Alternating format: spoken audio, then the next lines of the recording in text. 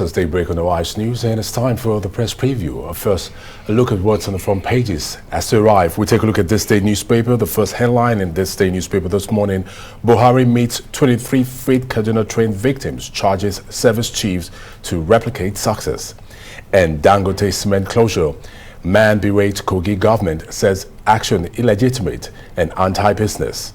And also on Buhari meeting with the 23 freed Kaduna train victims, he appreciates military for bravery and lists unprecedented acquisition of military platforms and hardware in 7 years.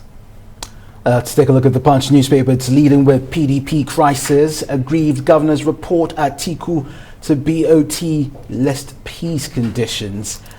Ogunmarak allegedly blinds trader for dancing with Queen.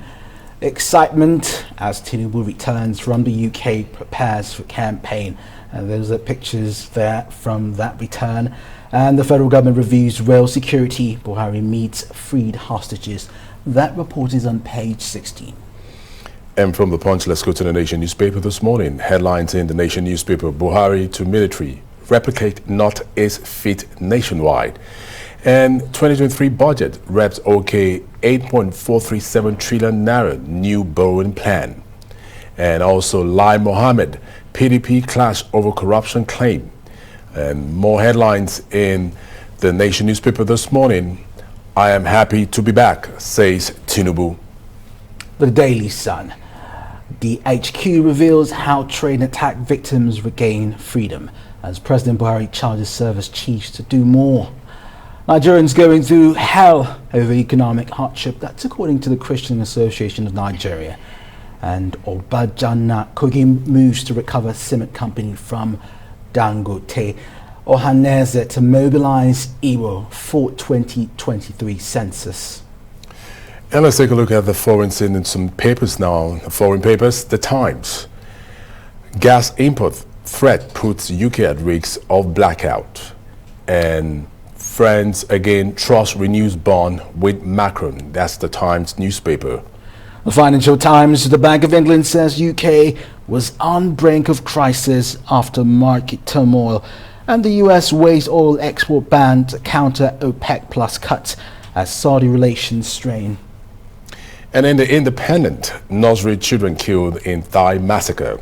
And Britain could face rolling blackouts this winter. Oh, the Daily Telegraph is leading with that as well. The UK is warned it could face winter blackouts. Now let's come to Emmanuel. Good to have you with us this morning. We'll bring you in right now. Let's get started this way. President Muhammadu Buhari seemed ecstatic about the release of the remaining 23 Kaduna Abuja train victims, and he made a few statements that were concerning me right now, saying, talking about the feat the military's achieved and asking for it to be replicated. Let's talk about that for a moment. Well, yeah, Benny, good morning, and it's Friday, and we're ending the working week with this good news. And yes, the president is happy, very happy. He's been in this mood since yesterday, when he said he actually praised the military and said we owe them a debt of gratitude. He's continued in that today in this story, where he's saying that, look, beyond praising them, he praised them yesterday, but he's giving them a new charge today and asking them to replicate this, move it further, take it away from just what happened with the train attack, and that they should deal with all the other discontent in the polity. That's a huge one because there are many pockets of such issue, whether it is the crisis of kidnapping that we still hear from time to time, or the larger issue of insurgency that we're still tackling in the northeast and some part of the country, or whether it's the agitation in elsewhere around the country. So here's the commander-in-chief, giving the troop the marching order that, look, do the same thing you've done, because this is a success story by all standard of the world. There's been a rescue, and it's a good thing that they say all is well that ends well. We have these hostages back, and that's the best you can have in situations like that. Of course, the devil is in the detail, Beniak. What happened? How did they get this freedom? What are the larger issues? Who Who is foiling what? Who is picking what money? What about the Mamo arrest? What is it about that? What are we learning? What are we knowing? Those are some of the issues around this release. But you know, the larger picture is that, of course, we have them back home, and now the president is saying that, look, the military will have to go beyond this feat to see that it's replicated. Just to let you know that, or the president letting them know that, look, when they have this concerted effort and with the determination and with the kind of funding the military is getting, that they can get these things done. Well, Emmanuel, while the military is fighting our battles out there, there's a different battle going on in Rivers State. This is interesting. It's the Governor Week is set to ascend to motion, stripping a former governor, Omi here, of the title of former governor. Apparently, it's been approved by the State Assembly. What's happening here? Well, Kenneth, like a lot of people are already shouting witch hunting because Omea is, political, affiliate. He's an affiliate, or he's in the Atiku camp, former governor, and so some people are saying that why is he? Because in fairness to the Rivers State government, there's already a court order around these issues when Omea was removed and Amechi was made governor. So what the Rivers State governor is doing, essentially is saying that, look, it's going to affect that. But if you look at the timing and you look at the larger issue of the crisis between Atiku and Wike and the allies that his allies in Rivers State, Wike has warned in the past that anyone that is hobnobbing with Atiku has got him to contend with. And so some people are saying that this is just witch hunting, and that why is it stripping him now, and why is it going to allow the House of Assembly do that? But on the other hand, the Rivers State government can always come and say, look, no, we're just trying to effect what it's on ground, what the government has already, what the courts has already said should happen. But whatever happens, it's a human angle story. It's going to count on Omea. He goes to these meetings and nobody refers to him as former governor or ex-governor and all of that. Some people will say it's witch hunting. Some others will say, well, it's part of the collateral damage around the crisis of Wike and Atiku and those caught in between that fight. And coming to the presidential candidate of the APC now, Bola Ahmed Tinubu, he returned yesterday amid excitement and pomp and a whole lot of gallantry and preparing for the campaign. Let's talk about the campaign for a moment, Emmanuel. What should Nigerians be asking for? What should we be looking out for in this campaign from both the PDP, the APC, the Labour Party, the NNPP, issue-based, away from the usual custom of passions of persons we've come to know most of those politicians, use instead of dealing with issues. We see a lot of attack on persons. What should we be focusing on as these campaigns begin? Yeah, Benny, that's what we should be doing. We should be listening to the presidential candidates. We need to listen to them because we've got serious problems and we need solutions. And we have people with the big ideas that can transform our country. So we need to be very keenly listening to this and not just the razzmatazz, the drama around this campaign. Like you said, Tinubu returning yesterday. Of course, a lot of people are leading with that on their front page, the picture of him, trying to still convince Nigerians that, look, he's fit for this job and all that. He spoke with one of the networks, and some people have already picked holes in the way he was talking and saying that, look, he still caught the image of someone that is not really healthy enough to run this race. That's the charge against him. People talk about his age and everything. But you're right, Benny, we need to lift the conversation a little bit above and beyond the issue of personalities now, though that is very important too. But people his supporters always point to the fact that we've had a wheelchair president before in the history in history. An American president was on a wheelchair and still was a fantastic president. We hear all of that, but of course there are Nigerians who are worried about cognitive abilities. They need to be strong, especially where you have probably younger people also running for the same office. And then, of course, you have the younger generation who are saying that they need someone that is closer to that demography than further from them. So those are some of the issues. But the larger issues would be what this presidential candidate have got to say about power, about security, about the economy. What's their blueprint? What's their ideas?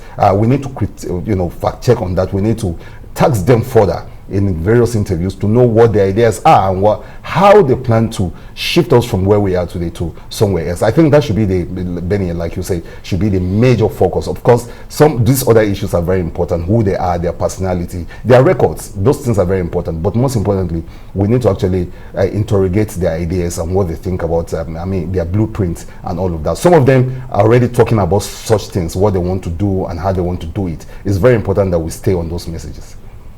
Other news now, Emmanuel. The Court of Appeal is set to rule on a suit brought by the Academic Staff Union of Universities, ASU.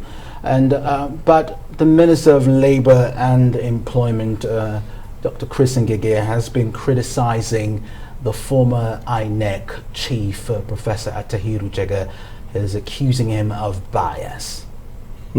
Well, again, it's his response is like that made Atahiru Jega to say that, look, this has gone beyond a state matter to almost a very personal one, because he's accused the minister of taking this rather personal, and of course that he has personalized the crisis between ASU on one hand and of course the federal government.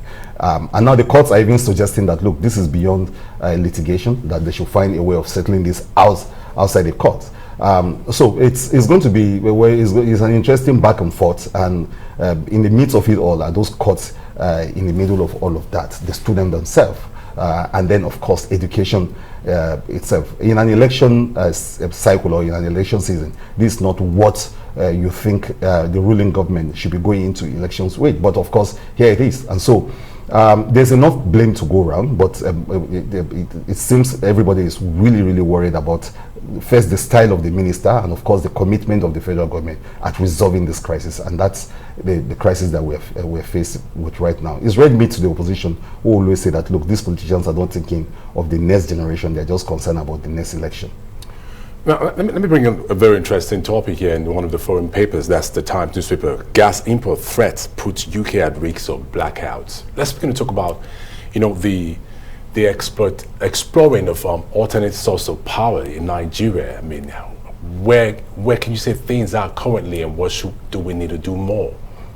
Well, I think what's interesting there is the way the papers, the UK papers, are really reporting blackouts as if it's really strange. Out here, elsewhere in the world, it's like in Nigeria, for instance, when you and I know that we are practically almost used to it. Nobody wants us, nobody talks to us about it. But here you have, people being warned that, look, there's going to be power surges and that there are outages, and that they need to prepare. Even with the government saying that, look, certain vulnerable people will not be affected, and talking about it well ahead of time. But look at the continent called the continent of darkness, and Nigeria that has actually experienced darkness again and again, almost an intractable problem.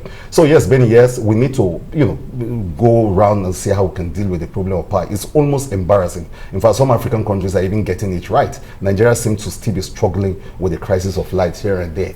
I keep telling my better half that I don't forgive this government, because the first word I think my son said was NEPA, which is so strange when it's so light. I mean, I say I won't forgive this government for that situation. But here we are, and that's the situation we all find ourselves. Like I say, smaller countries around the continent are already dealing with the crisis of power. They're exploring other means. They're exploring solar, they're exploring wind, they're exploring gas, exploring all sorts of things. But here in Nigeria, we seem to be stuck with the GENCOs and the DISCOs, and of course, and we have all this merry-go-round situation, and we don't know how to deal with it.